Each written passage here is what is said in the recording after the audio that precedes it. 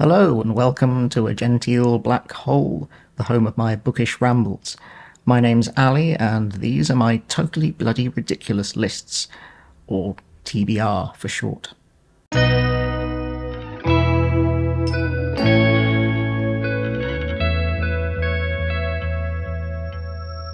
For the last few years, I've been making myself a sort of annual TBR list.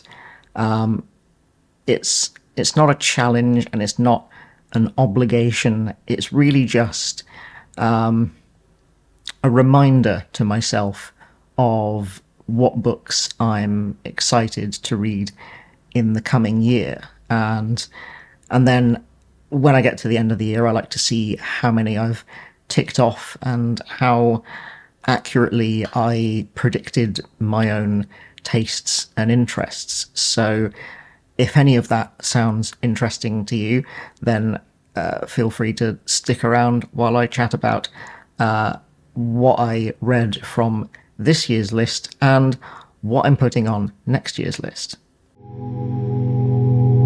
So if you saw the video that I made this time last year detailing this year's list, the 2025 list, then you may notice, I mean, if you have a memory like an elephant, you may notice that there are some additional titles on the list that weren't there when I made it at the end of last year. Throughout the year, I do occasionally just add things. Like if I start a series, I might add more titles from that series to the list or things like that. So yeah, it's I don't know if that's maybe cheating and sort of bumping up the numbers of what I've read by adding things that I'm more likely to have read. It doesn't matter. Anyway, the main thing is the lists are divided into categories. So let's have a look first up at daily reads. These are things that I thought it was likely that I would read during my usual sort of daily reading routine. So there's quite a lot of plays on this list. There's 3 by Chekhov, 4 by Ibsen, 2 by Shakespeare, and a smattering of other things. And if I bring up the colour coding, you will see that I read 2 of the Chekhovs and all of the Ibsen, and in fact more Ibsen even than that. I also read The Little Drummer Girl by John le Carre, which unfortunately was quite a disappointment. And I read Measure for Measure by William Shakespeare, which was not a disappointment. And I also DNF'd A Passage to India, which was particularly disappointing because my favourite book of last year was A Room with a View. So I was really expecting to get on better with A Passage to India, but I just couldn't. So yeah, unfortunately, that was a DNF. I also instituted a new section in the list called Slow Reads. These were books that I intended to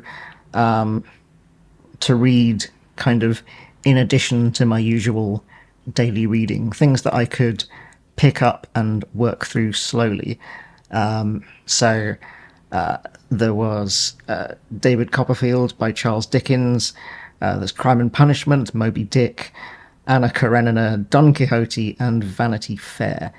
And, well, that didn't really work out, as you will see, because, now, in hindsight, I think this was rather too ambitious a plan. I think, actually, these sorts of really hefty tomes really need to be read with more focus. They need to be dedicated reads and not sort of bonus reads. So in the end, as you will see from the colour coding, I DNF'd David Copperfield and Anna Karenina. I hasten to add, not because I didn't like them, I really enjoyed what I read of them, but because I wasn't reading them with focus and dedication, I just lost the thread of them both. So yeah, unfortunately, I ended up DNFing both of those, and I hope to get back to them at some point, but I will have to start from the beginning. And yeah, I didn't even attempt any of those other ones. So I think the slow reads section is yeah, I'm not even gonna do that next year. I'm rejigging the whole system for this coming year, so more about that in a little bit. I also had a list of things that I wanted to reread, and no need to show you any colour coding on that because I didn't reread any of them. Then there's the list of non-fiction books that I hoped to read. I mean, I never expected to read like most of these. It's more just these are some of the non-fiction books that are kind of on my radar and I hoped to read. And in the end, I did read two of those. That was a book about the making of Doctor Who and a book about rivers. I really enjoyed both of those. I would say I would only recommend the Doctor Who book if you're an established Doctor Who fan. I did actually make a whole dedicated video review of that one, if you're interested. But yeah, if you're interested in nature writing at all, then Robert Macfarlane's Is a River Alive is excellent, so definitely recommend that. Then we have the hesitant reads. These are things that were on my radar and I was kind of interested about, but also felt some kind of hesitation for one reason or another. And I think I kind of doomed myself by setting these out, like separating them out into their own list. It was kind of it was a discouraging move. It probably actually prevented me from reading most of them. Now, in a couple of cases, I was right to be hesitant because, as you will see from the colour coding, I did DNF Hard to Be a God, which I just found really confusing, not on a sci-fi level, but on a writing level. And Orbital by Samantha Harvey, which I was warned that it didn't have much in the way of plot, but I would go further and say it has nothing in the way of plot. It barely counts as a novel. It's very beautifully written and everything, but I was getting nothing from it in terms of like plot, and not really much in terms of character either. So yeah, I DNF'd that about halfway through, and I don't regret that for a single second. However, I did have one hit from the hesitant reads list, and that was Titus Groan by Mervyn Peake, which I absolutely adored. There's also my series continuations list, which includes books from Agatha Christie's Poirot series and also one Miss Marple book, Ellis Peters' Brother Cadfael Chronicles, John le Carre's George Smiley books, and Ursula K. Le Guin's Earthsea series. And yep, I read two of those Agatha Christie books, one of which was a reread, which I enjoyed, the ABC Murders, and the other was new to me, Murder in Mesopotamia. That was a pretty underwhelming book, I have to say, which is probably why I didn't read any more Agatha Christie for the rest of the year. Ellis Peters, I only read one Cadfael book this year, compared with, like, I think 7 last year. Yeah, I don't know what happened there, but I did enjoy the one I read, but I just, haven't felt motivated to pick that series back up. However, I did finish all of Ursula K. Le Guin's Earthsea. Those were all rereads, but yeah, fantastic to read it again. And yeah, I think it probably solidified Earthsea as, I think it's safe to say, my favourite fantasy series. So yeah, that was a thoroughly great rereading experience. And yeah, you will see more from Ursula K. Le Guin later on in this video. And the last section is Discworld, Terry Pratchett's Discworld. I'm a huge Discworld fan, and as might be evident from the name of my channel, which comes from a quote from Guard's Guards, but although I've read most of Discworld, when I read it originally, it was all out of order. So what I've started doing, I started at, I think, the end of 2023. I started reading strictly in order from the beginning.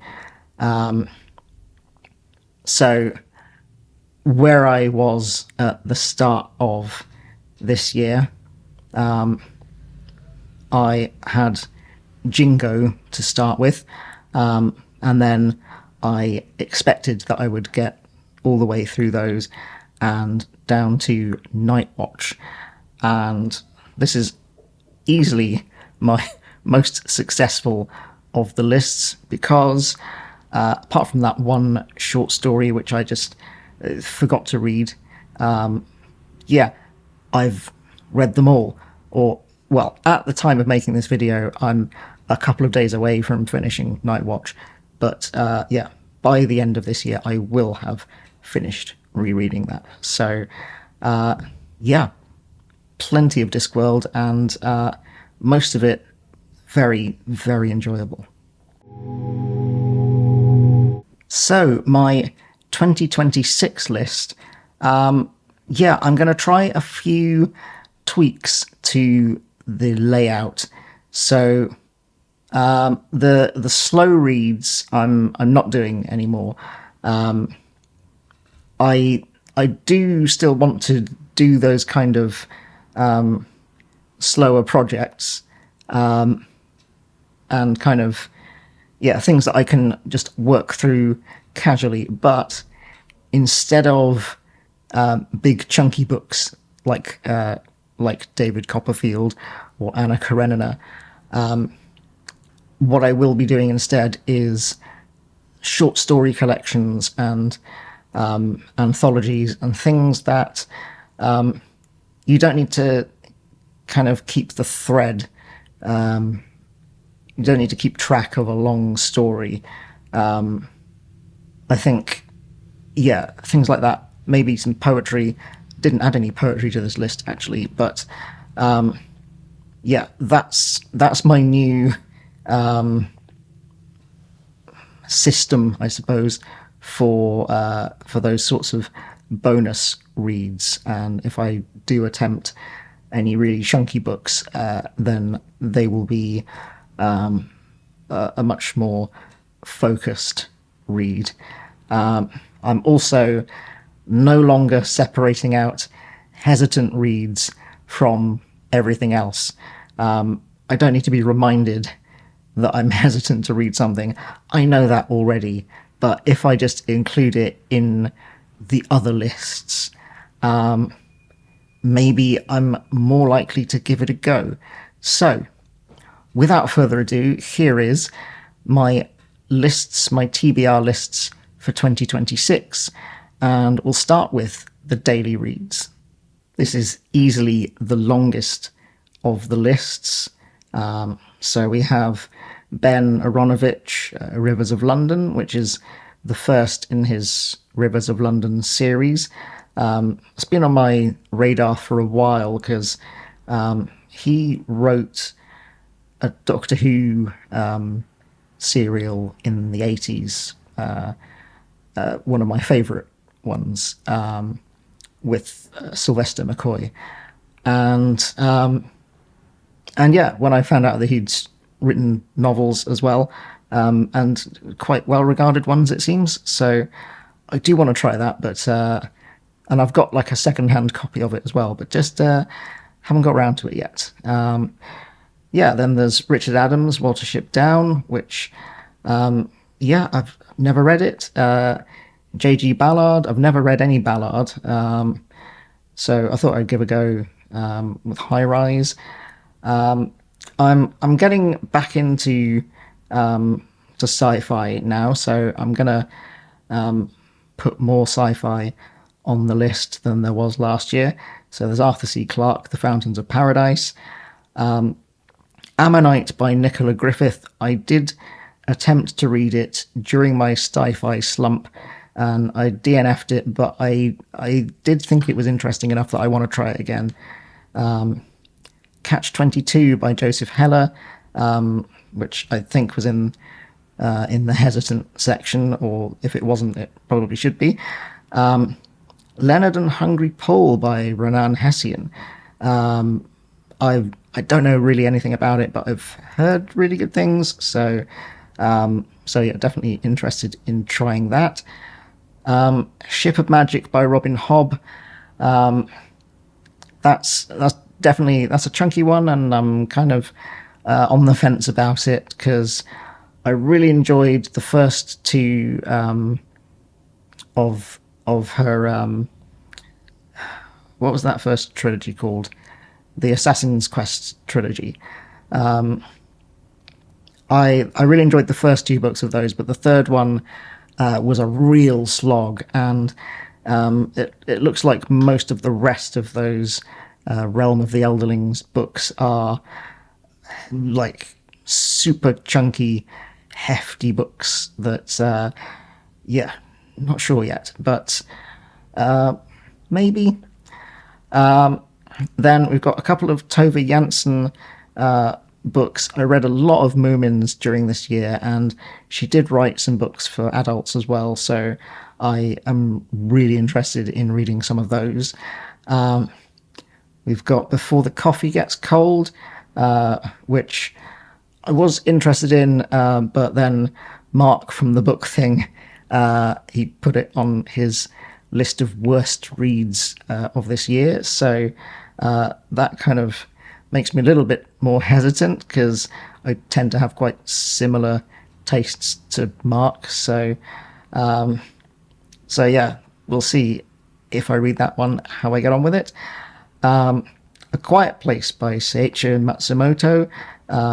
I really enjoyed Inspector Imanishi Investigates around this time last year, so definitely want to read that. And actually, I received a copy for Christmas, so that's handy. Then we have At Swim Two Birds by Flann O'Brien. I really enjoyed The Third Policeman this year, and I'm actually planning a buddy read of this with Mark from the Book Thing.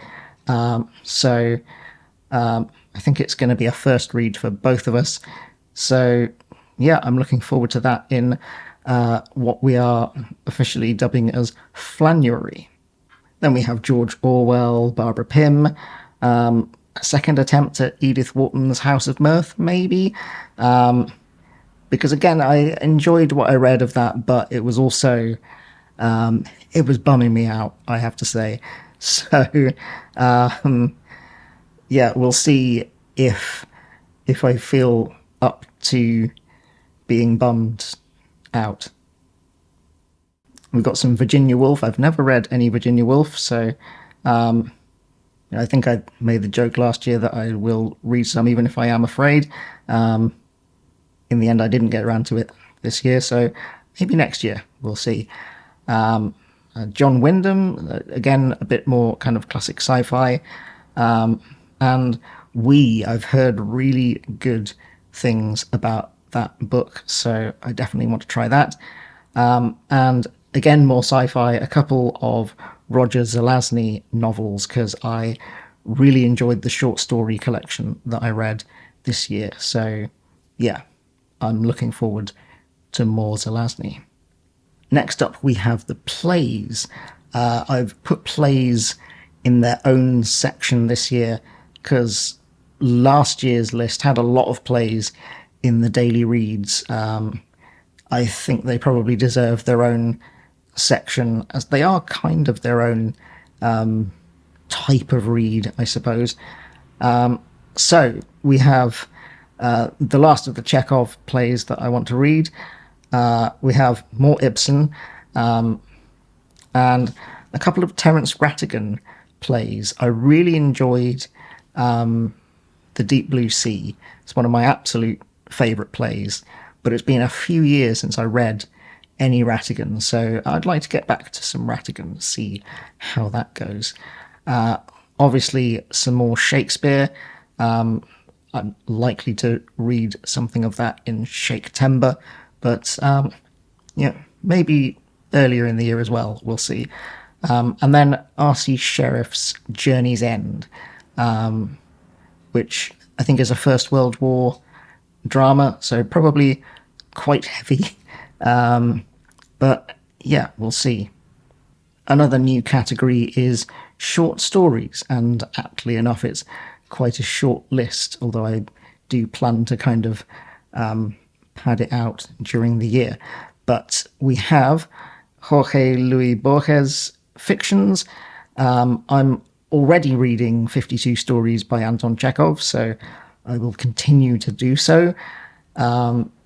I want to read some Daphne du Maurier short stories, but I haven't picked which collection to try yet, so that's why the question marks. She doesn't have a book called I'd love it if she did, but I don't think so.